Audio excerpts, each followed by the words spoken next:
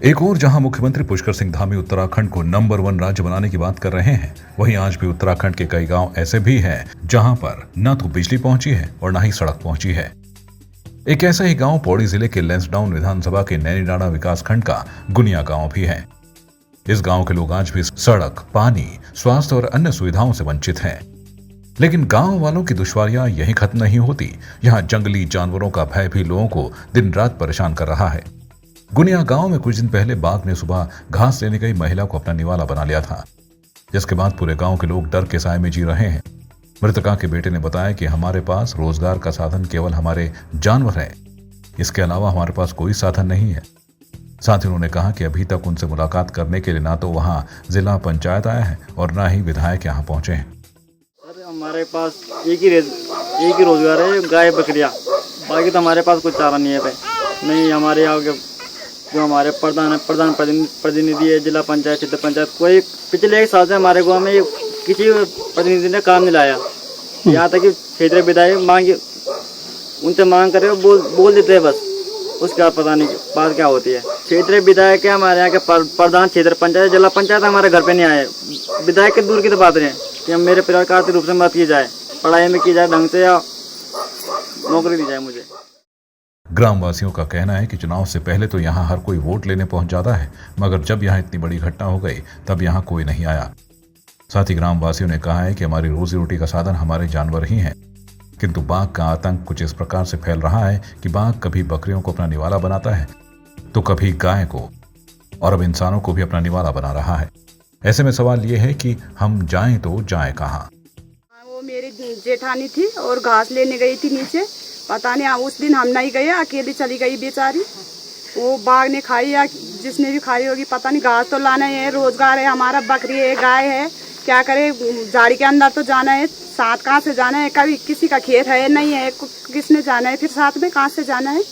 और रोजगार नहीं है, बकरी है तो बाघ ले जा रही है, हम है तो हमें भी बाघ खा दे रही है, गाय है तो बाघ खा दे रही है। क्या कमाना है, क्या खाना है हमने? सरकार हमें रोजगार दे दे, कहीं ले जाए, कहीं दूर बसा दे, हमें यहाँ छोड़ के क्या करना है भैया, हमने कैसे रहना है यहाँ पे। अब कुछ न कुछ कर रहा, वोट मांगना मतलब सब खड़ा हो जाने कि हाँ तुम कौन दीदी इनका, तुम कौन बोलो इनका, जीत जन नहीं वो एक बात आप शक्ल नहीं दिखाना। कोई भी प्रधान से, क्षेत्र पंचायत से, जिला पंचायत से, कोई भी मतलब सब अल्लाह कि हाँ हम कदा इनका जब जीत जला कोई मतलब दर्शन देना करने, कोई नहीं बोला दिन की चला यूँगी मजबूरी देखो।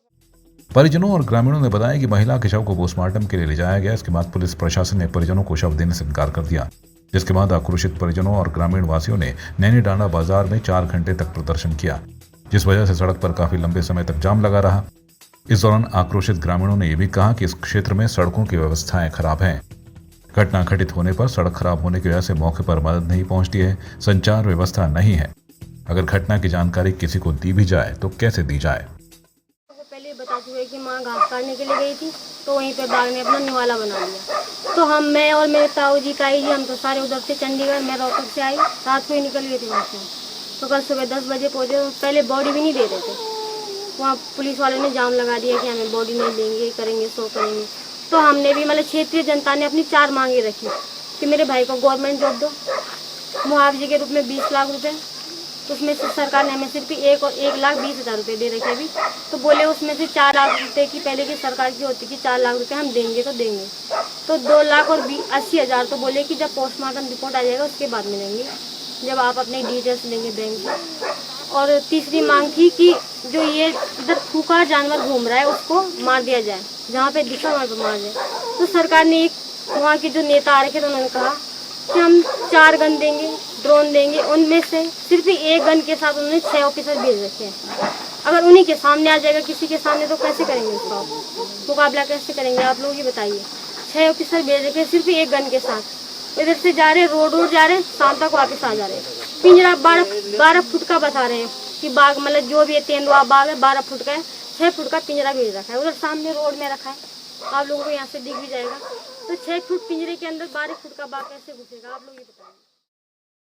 यहाँ के जो अब हमारे विधायक हैं उनका तो कुछ पता नहीं है, ना उनका कोई मैसेज आया, ना उन्होंने कोई हमारी हालचाल पूछा। अब क्या इस एरिया में बहुत डर पैदा हो रखा है, ना यहाँ रोड है, ना यहाँ टावर है, यहाँ पर जब आने की इतनी प्रॉब्लम होती है गांव में, जहाँ जो झाड़ियाँ हैं, इन झाड़ियों के लिए कोई साधन नहीं है कि भाई इनकी गवर्नमेंट इनको कटाए या इसमें कोई दवाई डाले, क्योंकि इन झाड़ियों के अंदर सारे जंगली जानवर यहाँ गाँव के साथ ही बैठे हुए हैं सारे।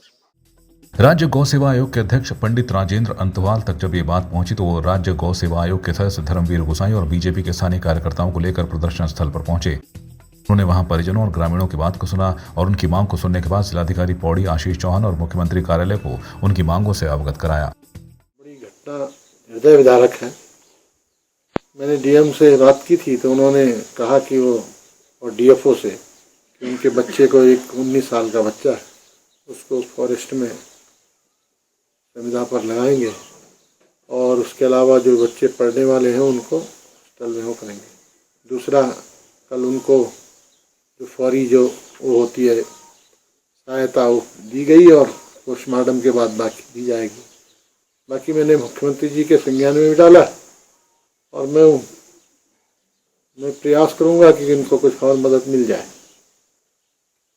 लेकिन क्या है कि ये उसके लिए भी मैंने कहा है तो इसको मैन ईटर घोषित करके इसको मारा जाए, ऐसा मैंने जिलाधिकारी और डीएफओ को कहा है और ट्रैंक्विलाइजर के लिए भी कहा है, जिससे कि वो आगे और वारदात न करे, क्योंकि वो भागी। इसके संदर्भ में मैं आपको ये बताना चाहूँगा कि हमारे द्वारा जो बाघ प्रवाहित जो अगर मृत्यु हो जाती है तो फौरी तौर पे 1,20,000 की नगद राशि उनको दे दी गई है और पोस्टमार्टम रिपोर्ट प्राप्त होने के पश्चात वन विभाग द्वारा जो बाकी की धनराशि वो उनको दे दी जाएगी, जिसमें मुश्किल से 2-3 दिन का वक्त लगेगा। इसके साथ ही हमारे द्वारा वन विभाग की एक टीम को वहाँ पे तैनात कर दिया गया है और हमारी एक राजस्व विभाग के पीआरडी की टीम वहाँ पे तैनात है और पिंजरा हमारे द्वारा गाँव में पहुँचा दिया गया है। साथ ही क्षेत्र में गश्त लगाई जा रही है और एहतियात के तौर पर जो हमारे आसपास के विद्यालय हैं उनमें छुट्टी की गई है। जिलाधिकारी पौड़ी ने मृतक परिवार के एक बालिक युवक को संविदा कर्मी के रूप में किसी विभाग में नौकरी देने और मुआवजा की राशि को तत्काल जारी करने तथा नाबालिग बच्चों के लिए शिक्षा दीक्षा की व्यवस्था करने का ठोस आश्वासन दिया है। वहीं गढ़वाल चीफ नरेश कुमार ने ग्रामीणों से कहा कि अगर आप घास काटने जाते हैं तो अकेले ना जाएं, एक झुंड बनाकर सब लोग साथ ही जाएं और छोटे बच्चों को अकेला ना छोड़ें। जनता को तो मेरा यही सजेशन रहेगा कि वे जो है महिलाएं जैसे जाती हैं घास काटने के लिए तो अकेली ना जाएं, ग्रुप में जाएं और छोटे बच्चों को जो है अकेला ना छोड़ें, क्योंकि अभी जो पुरानी घटना थी उसमें तो बच्चे को पता चला था कि आंगन से ही उस पर मतलब झपटा था वो, तो इसलिए बच्चों को, छोटे बच्चे को अकेला ना छोड़ें और रात में जैसे जो है ज़्यादा बाहर ना निकले, जिससे कि अंधेरा हो ऐसी जगह पे ना जाए, लाइट वाइट की व्यवस्था होनी चाहिए। और फिलहाल के तौर पे जैसे अभी जो घटना हुई है उसमें पता नहीं चला था पोस्टमार्टम में कि किसके द्वारा जैसे किया गया है, जैसे उसको मारा गया है। जहां एक और राज्य सरकार ग्राम विकास योजना के लिए करोड़ों का प्रावधान रखती है, वहीं जमीनी हकीकत कुछ और ही नजर आती है। गुनिया गांव के वासी आज पलायन करने को मजबूर हैं।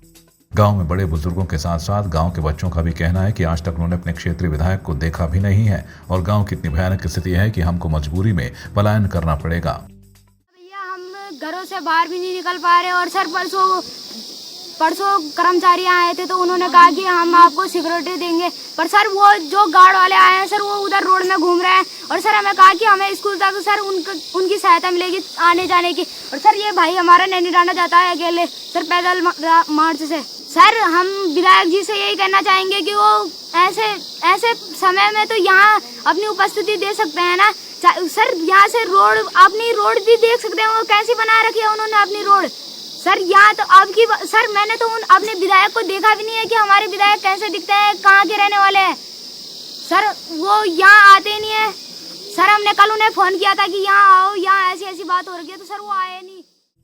वहीं स्थानीय विधायक दिलीप रावत के न पहुंचने से भी ग्रामीण आक्रोश में दिखाई दिए और उनका कहना था कि जिम्मेदार व्यक्ति जब अपनी जिम्मेदारी से मुख मोड़ता है तभी ऐसी घटनाओं को और आगे बढ़ावा मिलता है। ग्रामीणों का कहना है कि इस क्षेत्र में रहने वाले सभी ग्रामीण वासियों का 20-20 लाख रुपए का बीमा कराया जाए और अगर हमारी मांगों पर जल्द कार्रवाई नहीं हुई तो वे यहाँ से पलायन करके मुख्यमंत्री आवास और वन मंत्री की आवास पर अपने बच्चों के साथ धरना देंगे। ब्यूरो रिपोर्ट, संवाद 365।